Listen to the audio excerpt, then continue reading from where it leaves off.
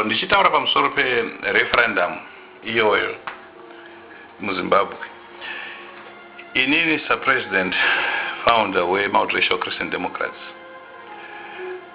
ndakaenda ndikanoona madhuku ndikavaudza position yedu kuti ini ndiri kuti hatifaniri kuva nereferendum kusvikirira tagadzirisa draft constitution iyi iri kuproposwa neZANU PF.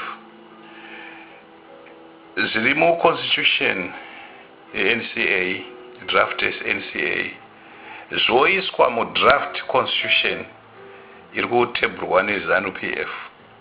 Kusvikira izvozvo zvaitwa, tawirirana taona kuti constitution iyi yatakuendesa yatirikudaidzira for referendum yanaka, yakodzera, yabikwa zvizere, then vanhu vozonzi chiuyai muvhote kuti munoida here kana kuti hamuide. Zvinototi isusu constitution isina kunaka, isina kubikwa zvakakwana, mbodza ndo yatiri kudziva uyai muvhote, zvanga zvisina kunaka.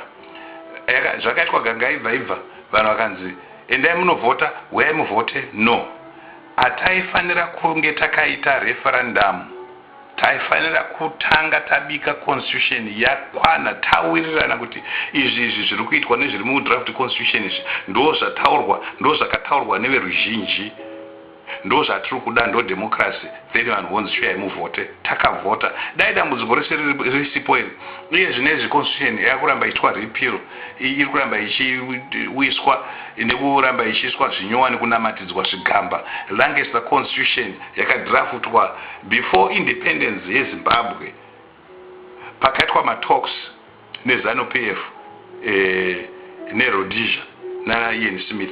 Saka hatidi constitution iyoyo, tinoda people driven constitution iri democratic.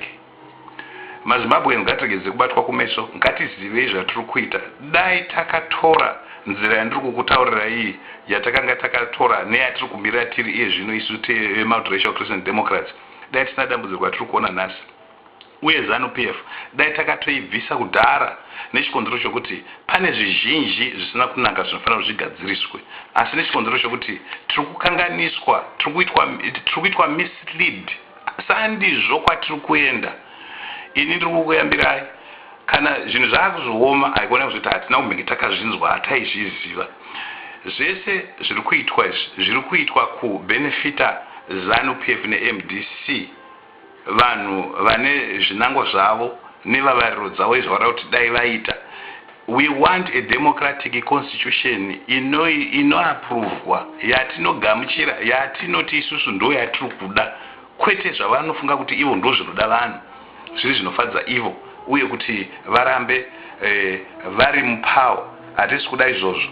ZANU PF ngaibve, yatobva, yakatobva, havachisina capacity, takataura. Iye zvinezvi upenyu hwaoma muZimbabwe, chatinoramba chivanyengerera chii? Kana vari kugona vacharamba vari mupower, asi kana chiri chokwadi chekuti Zimbabwe yatambura, it's in a crisis, vachida vasingadi, Mwari vanovabvisa, nokuti Mwari ndo vanogadza nekubvisa ushe. Musanyeberwe, Mwari ngavatibatsire. Ndatenda hangu.